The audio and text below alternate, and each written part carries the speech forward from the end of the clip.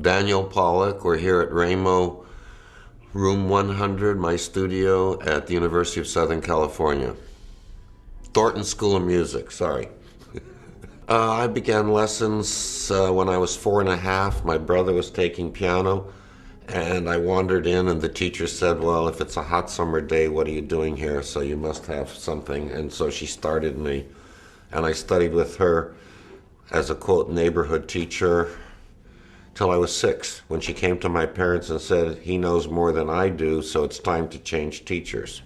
And so my parents, who love music, had to look around for somebody, and that person was Madame Leginska, who lived here, was a great pianist, conductor, composer, a kind of woman Leonard Bernstein of her era. She had a lot of fame and was known for teaching, I don't like this word, prodigies, people that really were going to dedicate themselves. So I stayed with her for 3 years, and I made my debut with her and conducting here at the Wilshire Ebell. When I was 7, I played the Chopin E minor piano concerto with orchestra and her conducting. And we were in concerts playing complete works of Bach, Mendelssohn, Schubert, whatever. We had a lot of concerts. She taught more by rote, so I imitated things that she did and I could pick up. I practiced in the dark. I knew the keyboard. I had an enormous technical foundation from her, meaning I did all scales, arpeggios, octaves, all the technique at 6. I knew it backwards and forwards, and double thirds and double sixths that nobody studies here. I mean here meaning the United States. Actually, they're mostly used in early education in Russia, not even in Western Europe. I made my debut with her with the New York Philharmonic at 9 in Town Hall, and at 10 I left her because I was privately tutored. She hated public school, a waste of time, so I had private school until I was almost 10. And I had all the theory and related subjects together with the tutoring. So I learned theory, harmony, and everything, all between 6 and 9. So at 10 years old, my parents felt I should go to regular public school and away from her. She was quite dominating, but I did learn a great deal. She had a fantastic background herself, as you can readily realize. She was one of that phenomena. I don't know if you saw the movie Madame Suzatska. She was English, so her name was not Leginska, and people changed her name to have a Polish or a Russian ending, SKA or SKY to be fancy, and added Madam in front of it. She was really Ethel Leggins from Hull, England. She had quite a background and died here in Los Angeles. And at 10 years old, I came to Jacob Gimple, who was a wonderful pianist in this area, but not used to teaching children. That didn't last too long. Remember, I couldn't read a note, so at 10, he started me on how to read music. I played everything by imitation, or recognize, and I knew the keyboard and patterns and all this put together. So my sight reading was pretty miserable. After, he used to play a lot in studios, so he was a pianist associated in the studios. And at 11, I came to Lillian Stuber, who was a faculty member here at USC. I was not at USC. I studied with her privately, and all the way through high school. And from then, I was winning all kinds of things with the Los Angeles Philharmonic, youth competition and other competitions here. I was playing a lot of recitals and performances. So I had a strong performing background until, actually coming to Lillian Stuber, that reason goes back to, I played for the great pianist Joseph Levine, who was the late husband of the Madame Levine, who I went later to Juilliard. He directed me to Stuber, or one of the disciples of theirs who studied at Juilliard. It was during the war. He really wanted me to come to New York, and it was very difficult for my family to break up the family and that I would go at 9 years old to New York. Would have been with my mother or father or something, but they couldn't do that. So later I went to Stuber and played for Madame Levine in master classes here in Los Angeles, and then went to Juilliard. So after I graduated high school, I went to New York and stayed with Madame Levine for my bachelor's degree and master's. I won a lot of things in New York, played concerts, competitions. Was a great atmosphere to be in. Not just studying, but absorbing the life of New York. And I was fortunate to be with probably one of the greatest piano teachers in the world. I had a Fulbright, which is an interesting story of how I got the Fulbright, because when I was at Juilliard, there's a book called Mr. President. And one day my teacher came in with the book and said, you know, here's a letter from President Harry Truman. And in it he writes, my favorite pianist was Joseph Levine, and I wore my recording out and all this. At that time, Juilliard reissued a recording of Joseph Levine. So I got the brilliant idea that I had Madame Levine autograph the inside of the LP. And she asked me to who, and I said, somebody who's going to support the scholarship at Juilliard. And it turned out I won the first Joseph Levine scholarship at Juilliard. With that, I took the recording, wrapped it up, and went to see President Truman. In those days, security was not what it is today. I waited to see when he's in New York, and I didn't tell anybody what I was going to do. And I was carrying a package with the recording. And I decided that I was going to say, I have a present from the Juilliard School. Not from me, because I thought, if I use the name of Juilliard, I'll sure get in, and it's exactly what happened. So I went to see him in the presidential suite at the Carlisle Hotel in New York, and I couldn't believe it, of course. I thought later what nerve I had, known as chutzpah. I went in, his press secretary was there, his wife, his daughter Margaret, Clifton Daniel, she was married to, Averil Harriman, all the Democratic, from the governor of the state of New York and whatnot. And he came out absolutely natural, and I told him the story that I read the letter and I brought a recording to replace the one that he wore out. And he thanked me very much and said, now what can I do for you? And I said, I didn't come with what could you do for me. Well, what are you planning to do when you graduate? And I said, I'm applying for a Fulbright. Do you want me to write a letter for you? And I said, yes, if you want to, but what are you going to say? And he said, I have enough information about you. You're the winner of a Joseph Levine scholarship, of a pianist I admire. You're studying with Madame Levine. You're in the Juilliard School. Obviously, you have tremendous accomplishments. And he wrote a handwritten letter, dictated it in front of me. And he said, well, he had a tremendous sense of humor. And he said, besides, Senator Fulbright owes me a favor as a fellow Democrat. So I got the letter. I ran downstairs after meeting him to call Madame Levine that I have something interesting to tell her. And I ran uptown to see her. Well, she was flabbergasted, and she said, you know what, I wished my late husband had half the business head that you have. And I got the Fulbright, let him know, and we had a correspondence. I was Fulbright to Vienna, and I sent him a note. He congratulated me about being there, started a correspondence. In fact, his birthday, May 8th, that's coming up, is the same day my grandmother passed away. So it's very easy for me to remember the date. And I sent him a birthday card. Well, he answered. All this is handwritten.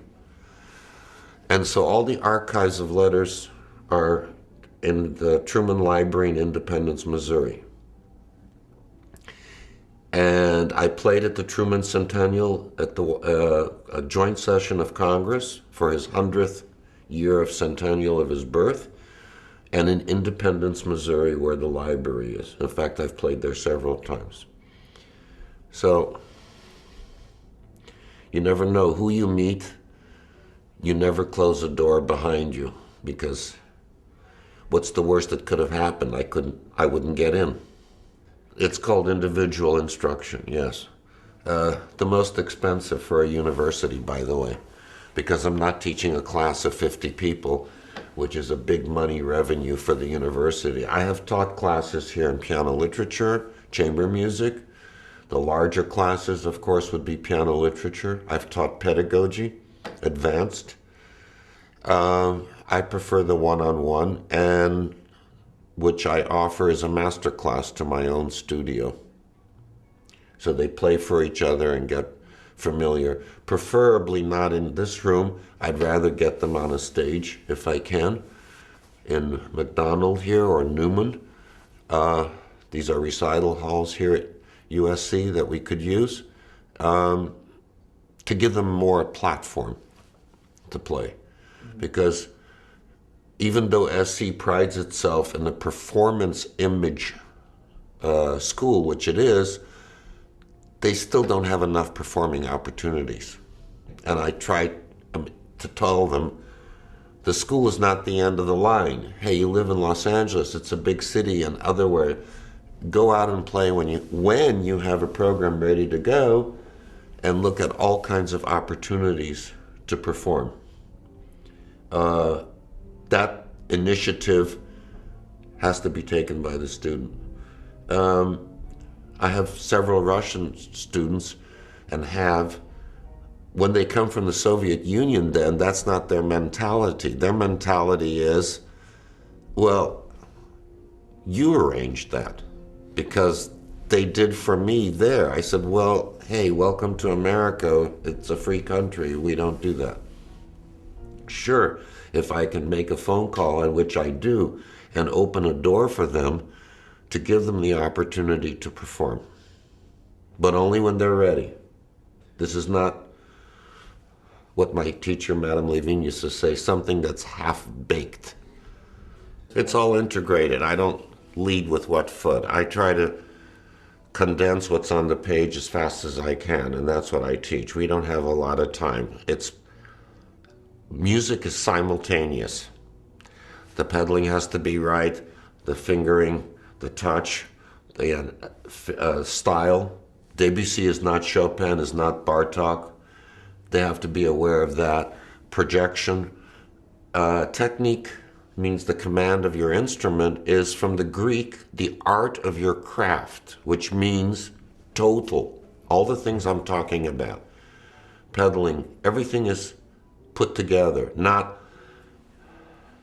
I will learn the right hand alone, now I'm going to put the left hand together. Now that's two processes. Why would I want to do that?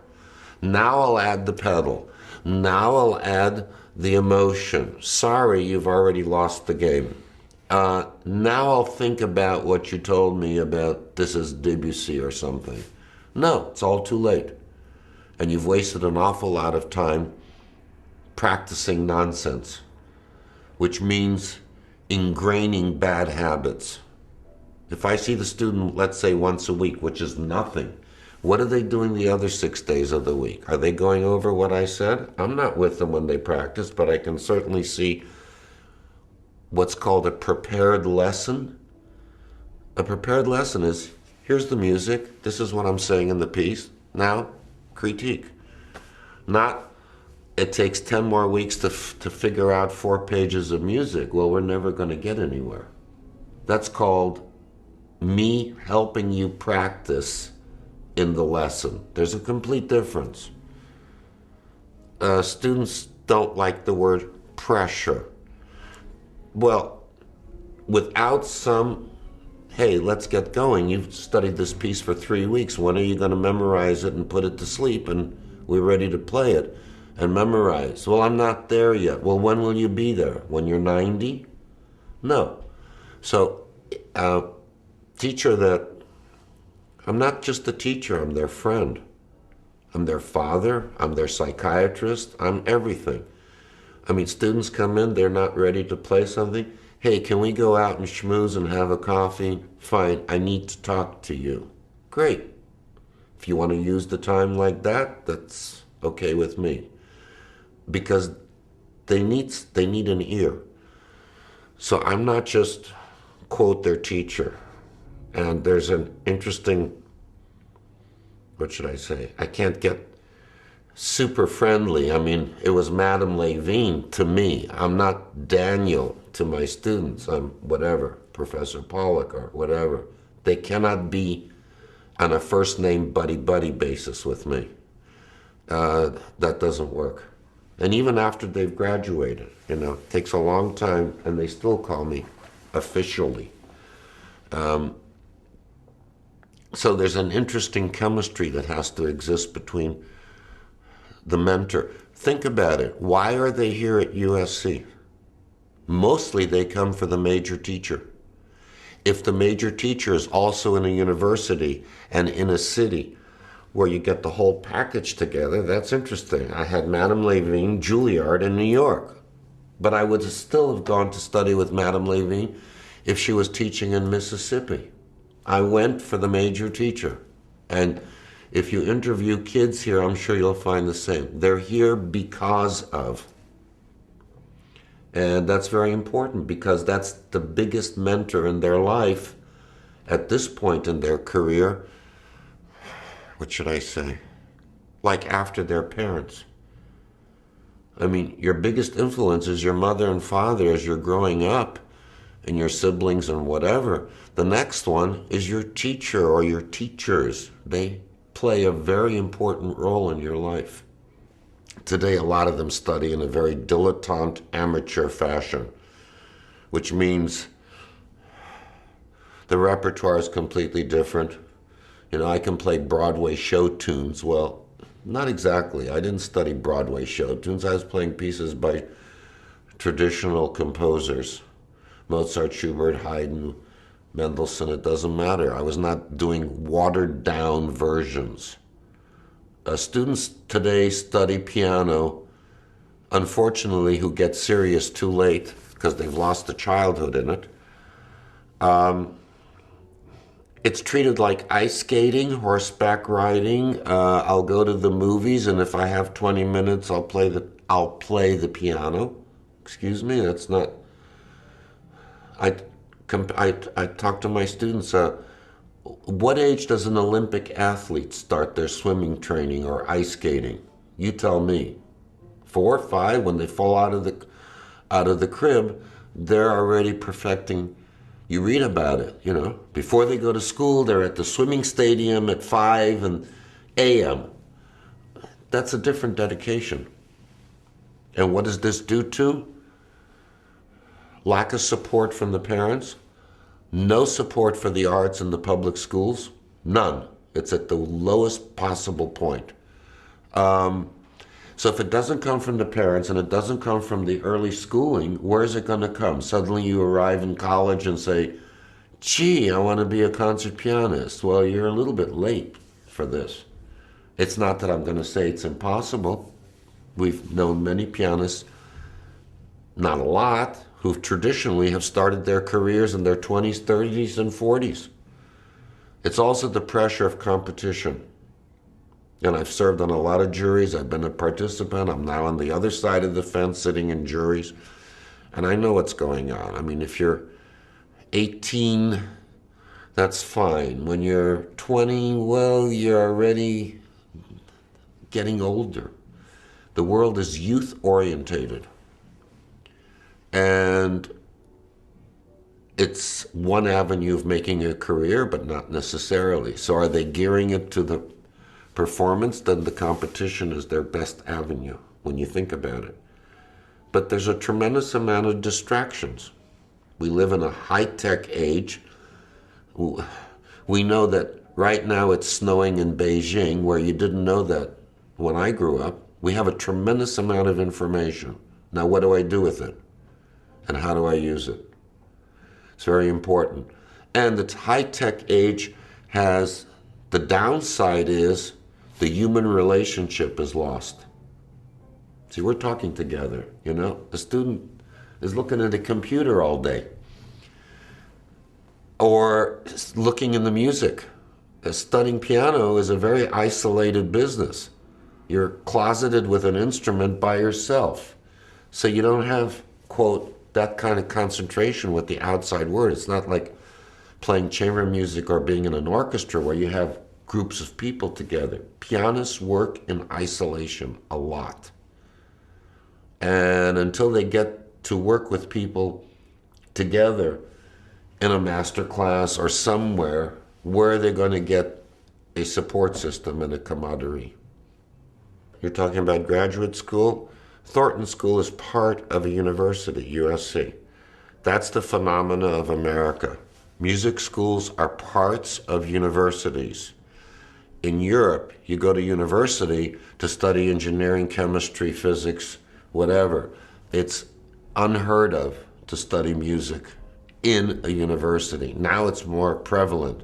But what is the instruction is through the conservatory, conservatoire, the Hochschule is, and we have only a couple of schools like that in the United States. Juilliard, Curtis. Other schools are taught to Peabody. They're also tied to universities. So it's a complete different situation. So this is a finishing situation. You're speaking at the graduate level. We have masters, we have doctoral, which is a recent phenomena. Only doctorates have been around, let's go with 1960. So what is that? 47, 48 years? A DMA, a Doctor of Musical Arts. Thornton gives a graduate certificate, which is a non-degree. We have an artist diploma, which is like a postgraduate finishing. And of course the bachelor's degree. So we offer 3 degrees and 2 non, the graduate certificate. And that's for the finishing artist. There's a great big difference. And what's demanded of them. So within the university, which I encourage and I like to know, what are you studying here? Are you taking chemistry or not? And if not, are you just in the music program? I have several students who are double majors, which is fascinating. One is in chemistry and the other in neuroscience or whatever. That's great because the broad-based student has the advantage of the university here. It's for them to take advantage of it or not. I mean, we're not just a little enclave sitting here.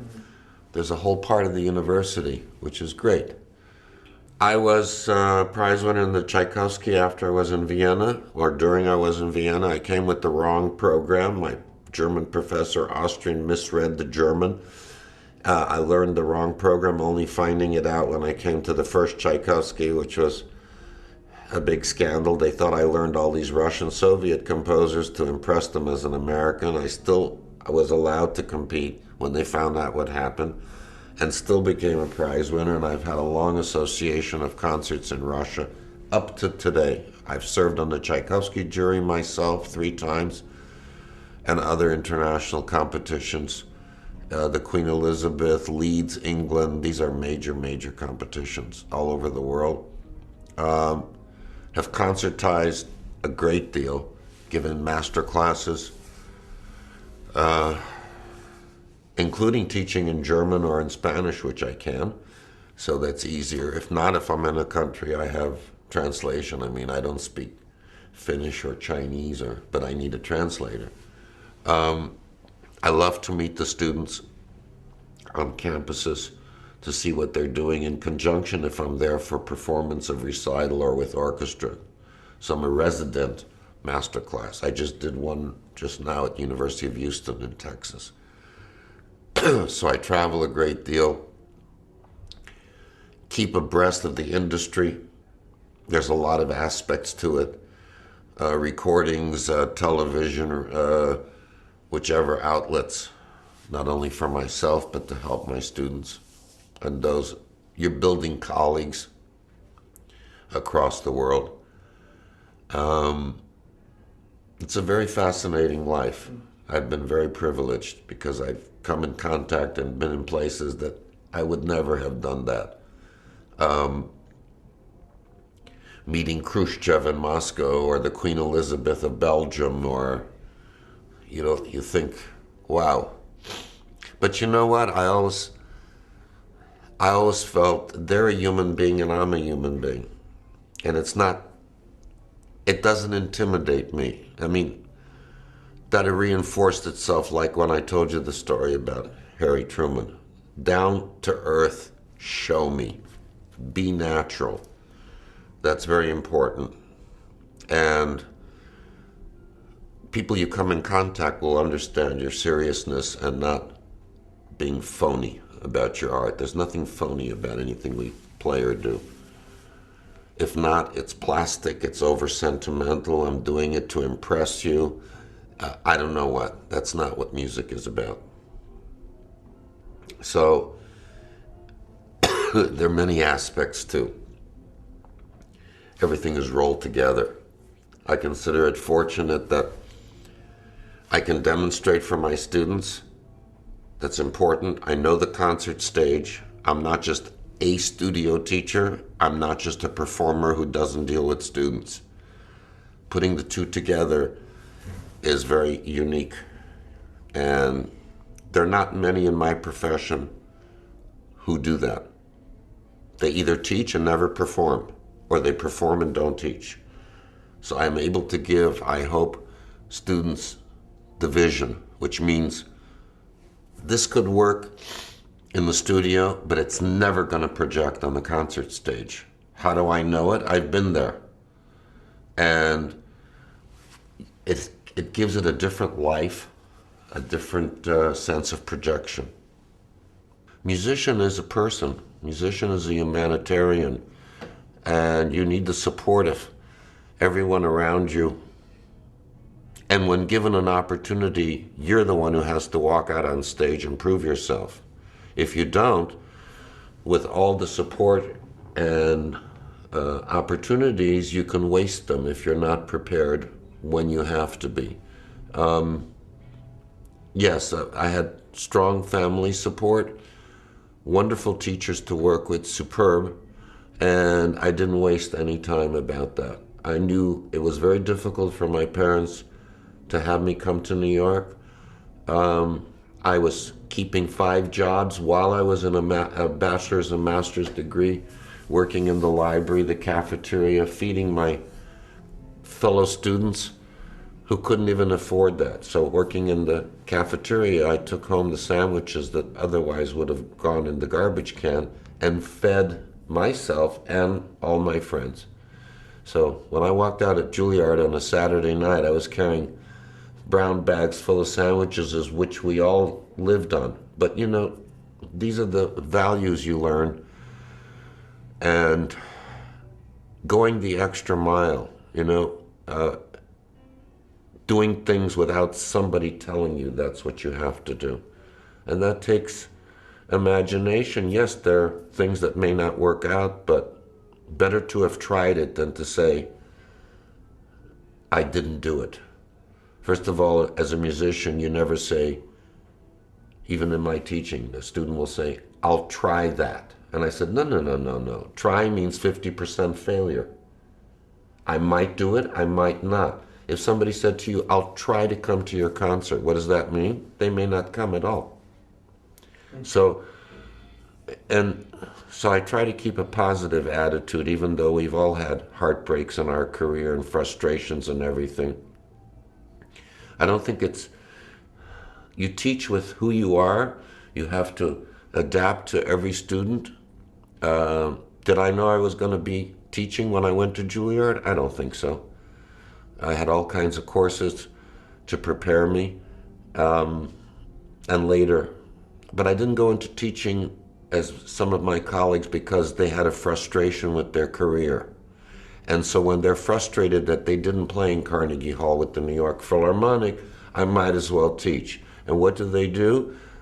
They have a very bad attitude towards the students, and there's no positive input to encourage them. And it's a tough road. So they need as much help and confidence building that they can. Even today, I like that very much, and that was really good, and so on. I start with the positive, I hope. Now, we need to fix this and try this and so forth.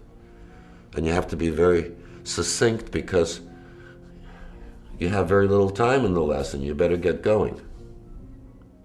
And what fits the student may work for you, it doesn't work for the next person. This is the most difficult teaching, what we call tete-a-tete, head-to-head, one-on-one.